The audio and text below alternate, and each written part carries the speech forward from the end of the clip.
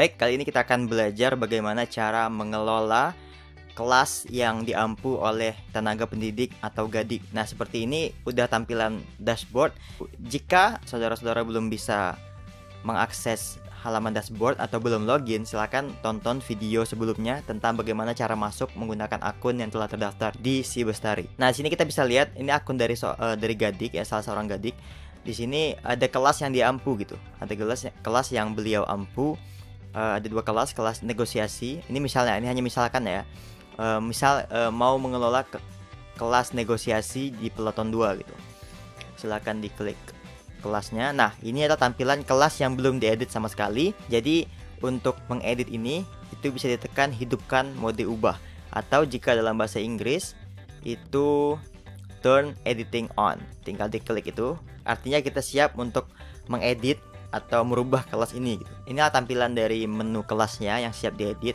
Di sini kita bisa menambahkan topik atau sebuah kategori tertentu untuk bahan-bahan yang kita masukkan di dalam kelas tersebut. Misal, untuk topik pertama ini terserah dari Gadiknya ya. Terserah dari Gadiknya pengen bikinnya seperti apa, pengen membuat kelasnya itu tampilannya seperti apa. Ini kita contohkan yang sederhana. Misal di sini kita buat bahan ajar. Nah, ini adalah kategori di mana nanti di dalam ini akan kita masukkan bahan-bahan ajar atau modul-modul yang diperlukan dalam kelasnya nanti. Misalnya mungkin ini sudah masuk pekan pertama gitu. Nah, di pekan pertama itu ada bahan ajar tertentu yang bisa kita masukkan misalnya. Nah, kita tinggal add an activity or resource, atau dalam bahasa Indonesia itu tambahkan aktivitas atau sumber daya. Di sini kita bisa lihat ada beberapa pilihan. Nah, untuk menambahkan modul itu pilihannya itu berupa file. Silakan dicari file, dipilih, diklik filenya. Nah, kita akan masuk ke halaman menambahkan file. Di sini kita bisa buat nama filenya. Misal nama filenya adalah nama bahan ajarnya itu modul 1 misalnya. Terus silakan kita cari filenya, dipilih ini ya, ini. Kita klik, terus ada upload a file, kita pilih upload a file, terus choose file. Nah, misal kita akan menambahkan bahan ajarnya, ini bahan ajar 1 misalnya, atau modul 1 misalnya. Silakan dipilih aja filenya, open, upload this file. Nah, ini misalnya kan. Nah, ini satu file ya. Misalkan dalam satu modul, misal dalam pertemuan pertama itu mungkin ini kita bisa buat aja pertemuan pertama ya. Misal ini materi modul untuk pertemuan 1 misalnya. Nah, untuk pertemuan pertama misal ada 2 bahan ajar yang diberikan kepada siswanya. Bisa gitu. Misalkan kita perlu identitas atau daftar isi misalnya. Nah, kita upload lagi gitu.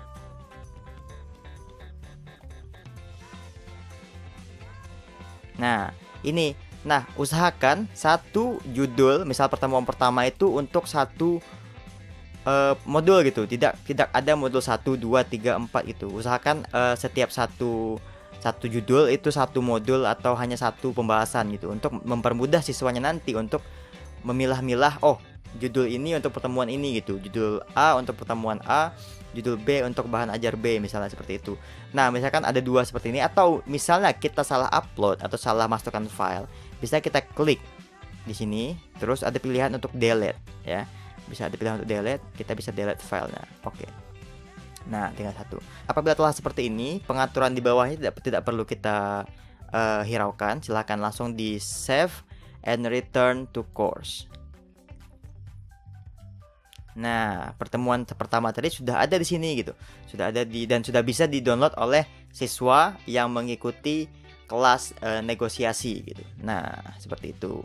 Misalnya sudah lewat 1 minggu sejak pertemuan pertama, sudah masuk ke pertemuan kedua nih gitu. Kita mau masukkan file yang pertemuan kedua. Silakan lakukan hal yang sama seperti yang pertama tadi. Untuk add an activity and resource, kita pilih file lagi.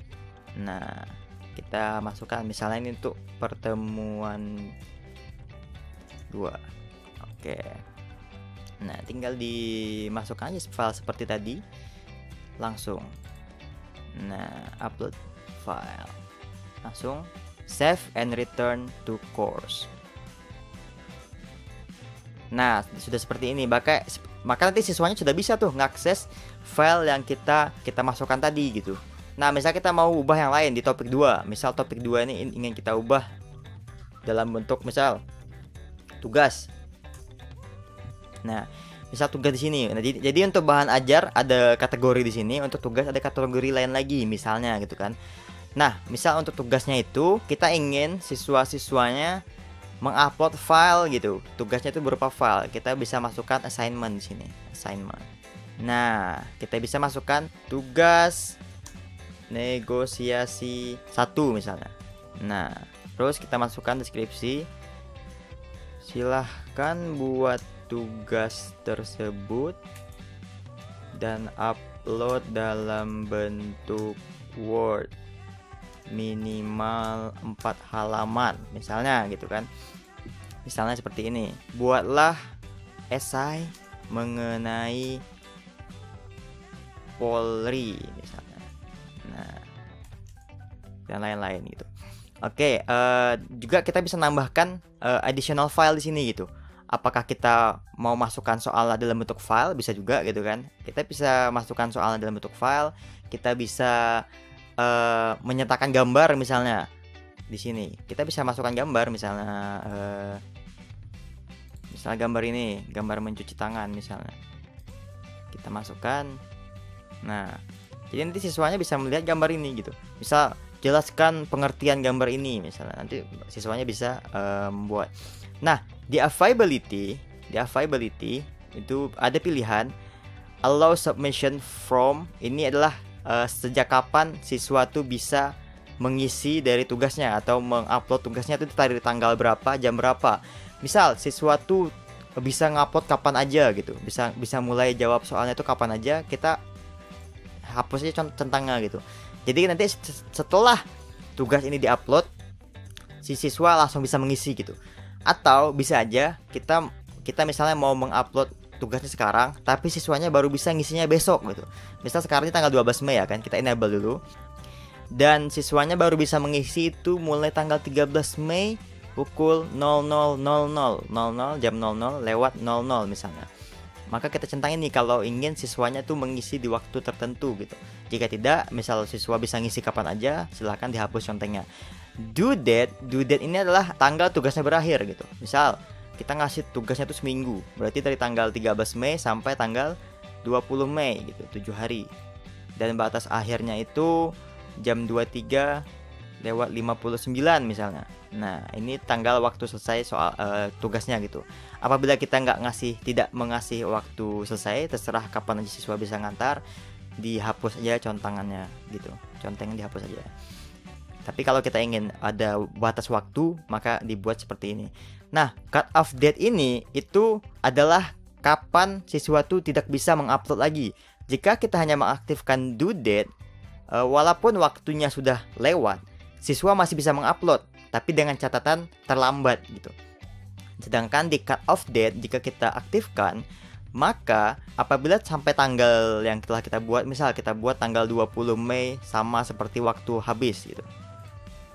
Misal sama seperti waktu soalnya selesai, kita bikin cut off date-nya juga. Maka saat ini juga si siswa tidak bisa mengupload file sama sekali, tidak bisa mengerjakan tugasnya gitu. Nah, apabila kita tidak ingin itu terjadi, kita matikan. Dan apabila siswa mengupload setelah lewat dari tanggal ini, mereka masih bisa mengupload tugasnya, tetapi ada pemberitahuan terlambat atau keterlambatan dalam pengerjaan soal atau dalam pengerjaan tugas tersebut.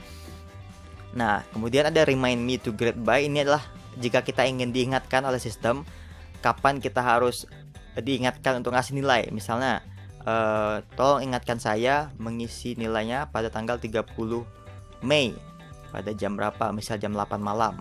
Nah, kita aktifkan. Tapi jika kita tidak perlu diingatkan sama sekali, silakan dimatikan. Nah, untuk tanggal ini juga bisa langsung diklik kalendernya aja ya, kayak gini. Nah, tinggal dipilih tanggalnya misalnya gitu. Oke. Nah, di sini ada submission type. Submission type ini artinya tipe jawaban yang bisa diberikan oleh siswanya. Misal, ada dua pilihan, itu online text dan file submission. Online text itu artinya si siswa itu mengisi di websitenya aja gitu. Misal menjawab suatu pertanyaan tapi langsung diisi di websitenya gitu. Dengan misal kita mau ngasih batas kata, misal maksimal 3000 kata gitu. atau jika tidak mau ada batas, tinggal dimatikan aja gitu. Berarti siswanya bisa mengisi di halaman websitenya. Dan juga ada pilihan kedua, yaitu file submission. Ini kalau file submission ini berupa file yang diupload ke website. Siswa itu jawabannya tuh harus berupa file yang diupload. Misal tadi kita minta mereka untuk membuat esai dan dalam bentuk Word. Jadi kita bisa centang ini untuk agar siswa untuk mengupload file di websitenya. Kalau kita cuman ingin file aja, tidak perlu ngisi online, dimatikan aja yang ini gitu. Jadi kita hanya meminta siswa untuk mengupload file. Di sini kita bisa buat berapa file maksimum, berapa banyak file maksimal yang bisa diupload oleh siswanya. Bisa kita buat satu berarti maksimal 1 gitu. Langsung aja selesai. Pilihan lain ya nggak perlu diatur menurut saya. Langsung saja ke save and return to course. Nah, berarti ini sudah muncul nih. Ketika kita bikin tugas itu di halaman ini, berarti di siswanya nanti ketika kita sudah save, sudah muncul di halaman siswanya untuk tugas negosiasi 1. Jadi mereka tinggal bisa klik tugas negosiasi 1, dan di sini ini jika kita sebagai seorang Gadik, kita bisa lihat sudah ada berapa orang yang mengisi, sudah berapa yang dinilai, atau yang belum dinilai ada berapa orang, tinggal waktunya tinggal berapa, dan lain-lain bisa dilihat di situ. Nah, ini adalah untuk halaman tugas, sesimpel itu. Nah, untuk selanjutnya misal kita mau buat kategorinya, sini adalah ujian. Nah, misal ujian di sini ujiannya tuh berupa soal gitu, soal online gitu, atau berupa ujiannya bisa juga seperti tadi, ujian dalam bentuk file bisa juga gitu. Kita minta mereka untuk mengupload file, bisa kita bikin assignment lagi seperti yang di atas tadi. Sedangkan kalau kita ingin dalam bentuk kuis, kita bisa pilih pilihan kuis. Nah, misal kita bikin kuis kuis 1, kuis negosiasi misalnya. Nah, di situ, di sini juga seperti tadi di timing, kita bisa pilih juga kapan kuisnya dibuka. Misal kuisnya dibuka nanti jam 3. Jam 3 lewat 00. Misalnya kuisnya sudah bisa diakses. Kemudian misalnya kuisnya ditutup jam berapa? Misal kuisnya tuh terakhir jam 4. Jam 4 sudah tidak bisa dikerjakan lagi misalnya. Nah, seperti ini. Oke. Kalau kuisnya tuh bisa dikerjakan kapan aja, ini bisa dicentang-centang aja, dihilangkan centangnya. Berarti kuisnya bisa dikerjakan kapan saja tanpa batas waktu gitu. Nah, kalau ada batas waktunya, misal dari tanggal berapa sampai tanggal berapa kuisnya bisa dikerjakan, silakan dihidupkan. Misal saya mau kuisnya juga itu ada batas waktu, misal untuk mengerjakan kuisnya itu butuh waktu harus selesai dalam 30 menit misalnya. 30 menit misalnya, kita bisa centang ini gitu. Bisa ada jam dan lain-lain. Tapi kita matikan saja. Oke, terus di bagian grade, di sini ada beberapa pengaturan. Ini tidak perlu diisi. Ini kalau mau diisi boleh. Misal grade to pass, minimal nilai untuk bisa lolos dari kuisnya misal 70 gitu. Bisa, tapi jika tidak isi juga tidak apa-apa. Nah, attempt allowed ini penting ya. Attempt allowed ini penting karena ini berapa kali siswanya itu bisa mencoba melakukan ujiannya gitu. Misal ini kan unlimited, berarti nggak terbatas gitu. Siswanya bisa ngisi berapa kali pun dia mau gitu. Tapi kan sistem ujian tidak seperti itu. Sistem ujian kita bisa bikin mereka hanya bisa 1 kali melaksanakan ujiannya gitu. Nah, berarti ini 1 kali percobaan setiap siswa. Oke. Kemudian di sini ada question behavior, tidak perlu diisi. Review option ini juga cukup penting ya gitu, terutama jika soal kita itu ABC, di mana ini ada beberapa informasi yang akan ditampilkan during the attempt. Ini biar aja seperti ini. Nah, immediately after the attempt itu sesaat setelah siswanya mengerjakan, apakah kita memperlihatkan kayak jawaban yang benar gitu, tandanya dan lain-lain, itu tidak perlu. Jadi kita matikan centangnya gitu. Tidak mungkin nanti ketika siswa selesai mengerjakan gitu, ketika siswanya lagi mengerjakan dan dia menjawab salah, ketahuan jawabannya, misalnya dikasih tahu jawabannya yang benar adalah A gitu. Tentu tidak mungkin seperti itu gitu kan. Nanti jika mereka melihat soalnya jawabannya A, mereka bisa menghubungi temannya gitu, ngasih tahu jawabannya benar. Tentu saja kita tidak mau hal tersebut terjadi, jadi kita matikan saja centangannya. Oke. Dan later while the quiz still open, ini juga kita matikan aja ya. Karena seperti yang saya bilang tadi, misalnya mereka setelah menyelesaikan ujian itu, tapi waktu ujiannya masih berjalan, masih terbuka untuk ujian bagi orang lain, misalnya untuk kawan-kawannya misalnya. Dan jika ini kita conteng semua, itu artinya yang telah selesai melaksanakan ujian itu bisa melihat jawabannya. Jadi mereka bisa ngasih tahu ke kawan-kawannya gitu. Dan itu tentu saja tidak baik gitu kan, untuk terjadi gitu. Jadi, dan ini adalah after the quiz is closed. Jadi nanti ketika quiz itu ditutup, siswa itu bisa melihat jawaban benar, tandanya. Kalau ada feedback bisa ada feedback dan jawaban benar ya.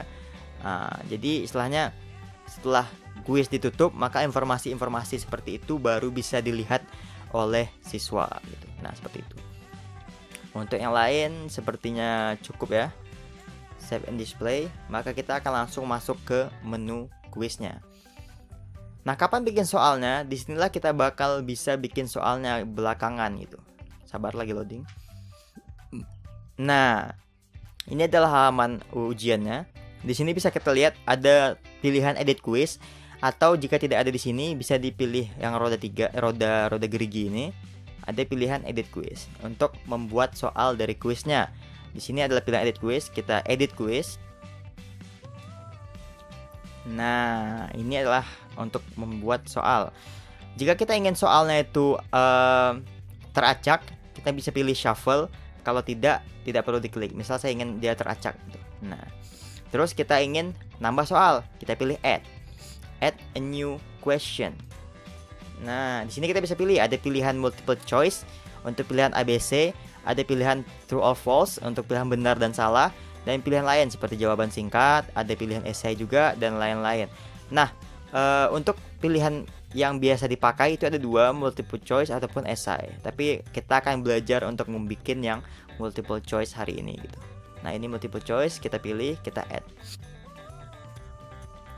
Nah, di sini kita question name ini karena kita tadi milih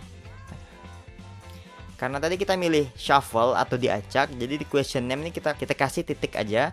Karena jika kita kasih kayak jika kita tidak bikin dia shuffle, di sini kita bisa bikin nomor dari soalnya, misal nomor 2 gitu. Tapi karena kita membuat itu pilihannya diacak, jadi kita kasih titik saja. Kita question text-nya kita bikin soalnya, misal apa kepanjangan dari SPN. Misalnya, itu adalah soalnya. Terus untuk pilihan jawabannya, karena ini adalah soal objektif atau ABC, itu kita bisa di sini di answer. Ini tidak perlu diatur, sudah otomatis. Jadi kita tinggal apa jawabannya. Di sini ada choice 1, choice 2, choice 3, choice 4. Itu adalah pilihan 1, pilihan 2, pilihan 3 dan seterusnya. Misal ini adalah A ya. Kita masukkan pilihan pertama, misal SPN itu Sekolah Perempuan Negara misalnya. Nah, ini jawaban yang pertama. Dan apabila ini jawaban yang benar, kita di grade ini kita pilih 100%. Namun karena kita tahu ini adalah jawaban yang salah, maka di sini kita buat non. Seperti itu. Oke. Lanjut, ini dah setelah pilihan pertama, lanjut aja ke bawah. Ini pilihan kedua. Misal Sekolah Patriot Negara misalnya. Nah, karena ini jawabannya salah, tetap di grade-nya kita pilih non. Di pilihan ketiga kita bisa bikin misalnya Sekolah Polisi Negara. Nah, apabila ini jawaban yang benar dan kita tahu ini adalah jawaban yang benar, kita bikin dia 100%. Ingat, 100% untuk jawaban yang benar, non untuk jawaban yang salah. Langsung kita tambahkan lagi yang terakhir, yang salah lagi, Sekolah Pramuka Negara misalnya. Tetap non karena dia tetap salah. Kalau mau tambah choice 5 bisa, silakan dilanjutkan. Langsung aja save change. Nah, sudah ada satu soal nih gitu. Jadi nanti kita bisa bikin beberapa soal. Nih satu soal, kita kalau mau nambah soal lagi, kita bisa pilih add lagi, a new question. Dan dalam ujian itu kita bisa bikin misal 5 soal ABC, 5 soal esai. Itu bisa, tinggal pilih esai, kita pilih add. Tapi kali ini kita bakal bikin esai ABC lagi, multiple choice lagi, dan kita tambahkan soalnya lagi. Kita bakal masuk lagi ke halaman edit soal. Nah, kita bikin lagi sini titik. Seperti biasa, ini nggak boleh kosong, makanya kita pilih titik di situ gitu. Jadi kita taruh titik gitu. Jadi kita bikin soal lagi. Di manakah lokasi SPN Polda Riau misalnya. Nah, kita lanjut lagi ke jawabannya. Oke. Nah, ini jawaban pertama, choice 1, misal Kualunanas. Nah, karena Kualunanas jawaban yang benar, kita bikin 100%. Di sini kita bikin juga, maaf, jaringan saya sedang ada gangguan. Oke. Di pilihan kedua, misal kita buat tampan. Nah, karena jawaban salah, kita bikin non. Pilihan ketiga, misal Marpoyan, damai. Nah, karena salah juga, kita kasih non. Begitu juga dengan pilihan keempat, misalnya Simpang 3. Nah, jika sudah, langsung aja kita save change lagi seperti tadi. Kita bakal balik ke menu kuisnya lagi. Nah, sudah 2 soal yang kita bikin. Ini bisa dibikin sebanyak-banyaknya, tergantung dari saudara-saudara sekalian. Mau bikin 10, 20, 15, 50. Itu tergantung dari kehendak dari gadiknya gitu. Nah, kenapa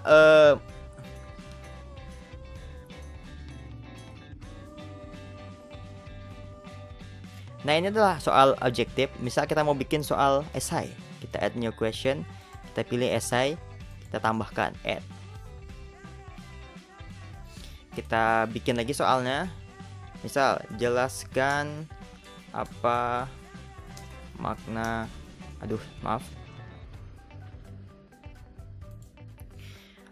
Jelaskan apa makna menjadi seorang polisi misalnya.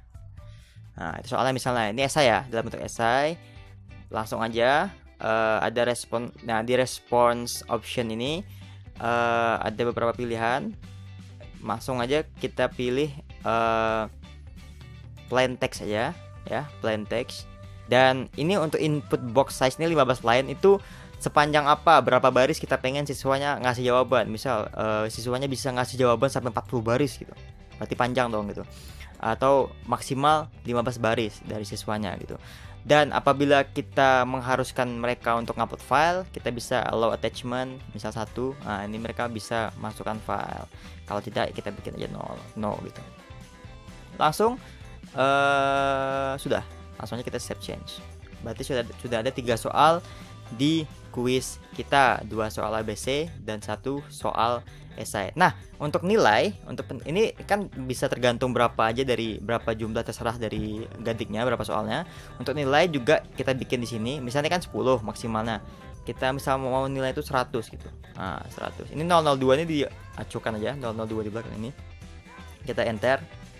Save. Berarti nilai maksimal yang bisa didapat oleh siswa di kuis ini adalah 100. Seperti itu. Sebentar, sedang loading.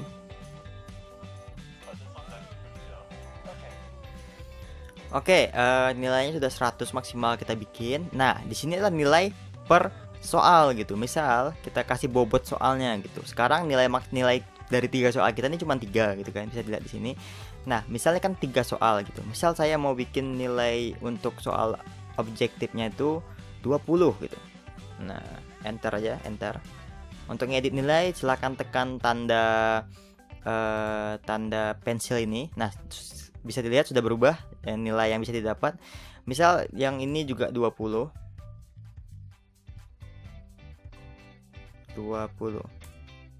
Nah, dan untuk esai misal saya mau dia 60.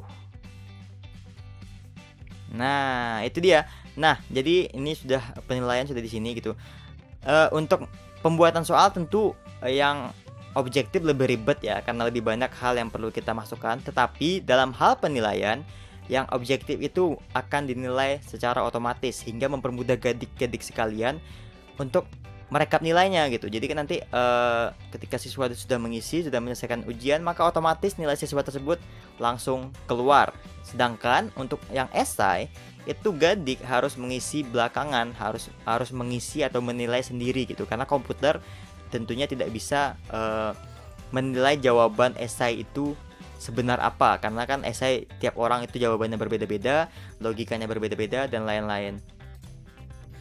Nah, ini langsung kita save aja.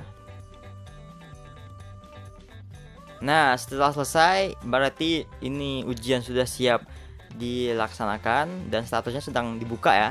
Sudah bisa dilaksanakan dan akan tutup pada hari ini jam 4 sore. Dan itulah bagaimana cara untuk membuat soal. Nah, ini untuk kuis. Begitu juga untuk misal kita mau bikin ujian akhir semester misalnya, bisa langsung dibuat juga di sini gitu. Nah, untuk topik 4 ini kalau tidak perlu nambahkan kategori lagi, bisa kita delete topik. Nah, sudah ada gitu. Sudah tidak ada lagi topik 4. Nah, kalau kita ingin menambah topik, misal kita mau bikin topik baru, silakan pilih add topik. Misal 1. Dan topiknya kita ngasih nama misal, kita klik ini bahan tayang misalnya. Nah, jadi ini bisa kita upload bahan tayang di sini jika kita mau. Ini terserah dari gadiknya ya. Ini juga kita bisa pindahkan ke atas misalnya seperti ini. Nah, bahan tayang di sini atau di atas lagi, misalnya seperti itu. Baik, selain bagaimana cara mengelola kelas, salah satu yang cukup penting menurut saya sebagai seorang gadik adalah bagaimana mengatur peserta dalam kelas yang diampu gitu. Misal di kelas negosiasi, kita perlu mengatur bagaimana siswa bisa mendaftarkan diri di kelas tersebut, yaitu dengan di partisipan. Di partisipan di sini sudah ada peserta satu, yaitu diri kita sebagai seorang teacher atau sebagai seorang guru gitu. Nah, jadi untuk mendaftarkan siswa itu kita minta aja mereka mendaftarkan diri mereka sendiri gitu. Tapi sebelum itu kita harus mengatur bagaimana cara mereka mendaftarkan diri di pelajaran tersebut. Kita bisa tekan tombol gerigi ini atau tombol segitiga ini, klik pilih enrollment method. Nah, di sini ada pilihan untuk mendaftarkan diri. Jadi kita pilih add method ya, add method, choose, kita pilih self enrollment. Kemudian kita akan masuk ke halaman pengaturannya. Nah, di sini itu kita masukkan enrollment key-nya. Enrollment key-nya kita edit. Misal ini adalah mata pelajaran negosiasi untuk peleton 2. Untuk enrollment key-nya terserah dari gadiknya. Misal terserah gitu. Misal negosiasi P2 misalnya. Nah, misalnya negosiasi P2. Ini adalah kode yang harus dimasukkan oleh siswanya nanti agar dia bisa mengikuti mata pelajaran tersebut gitu. Apabila mereka tidak mengetahui password ini, tidak mengetahui enrollment key ini, mereka tidak bisa join di kelasnya gitu. Jadi ini terserah dari gadiknya, terserah dari pengampu dari mata pelajarannya. Intinya ya silahkan disesuaikan dengan kebutuhan gitu. Jadi langsung saja di add method. Nah, sudah masuk enrollment, start member enrollmentnya. Setelah ini kita lakukan, berarti nanti siswa sudah bisa mendaftarkan diri di mata pelajaran yang kita ampu, dan mereka harus mereka harus memasukkan enrollment key-nya terlebih dahulu gitu. Jadi nanti para gadik bisa memberitahukan, oh silakan siswa untuk mendaftarkan diri di mata pelajaran negosiasi kelas ini, peleton ini, kompi ini misalnya gitu kan, dengan memasukkan enrollment key ini gitu. Nanti ketika siswa mendaftar di kelas itu, mereka memasukkan enrollment key-nya, baru mereka bisa melakukan proses pembelajaran di kelas tersebut. Nah, itulah cara untuk siswa untuk bisa menghadiri kelas gitu. Nah, ini untuk penyesuaian setiap kelas itu bergantung dari keinginan setiap gadiknya. Misal ingin seperti ini susunannya, atau misal topik pertama ini pertemuan pertama, terus pertemuan kedua, pertemuan ketiga, misalnya seperti itu juga bisa gitu. Dan itu semua kebebasan diberikan kepada Gadik yang mengelola kelas tersebut. Ini adalah contoh singkat bagaimana cara mengupload file, bagaimana cara mengelola kelas, bagaimana cara membuat ujian, bagaimana membuat penugasan, dan lain-lain. Itu seperti yang ditayangkan saat ini. Dan adik-adik sekalian juga bisa bereksperimen untuk menambahkan sambil belajar juga. Bisa dicoba satu persatu untuk ininya. Itu tentunya memiliki fungsi masing-masing. Misal mau mengupload PDF, ingin ada chat, ingin ada minta pilihan dari siswanya dan lain-lain, ada ingin buat survei, itu tergantung dari Gadik. Silahkan dicoba karena itu materinya banyak. Ini adalah dasar sederhana dalam pengelolaan kelas. Dan ya, cukup sampai di sini. Terima kasih telah menonton. Selamat bekerja.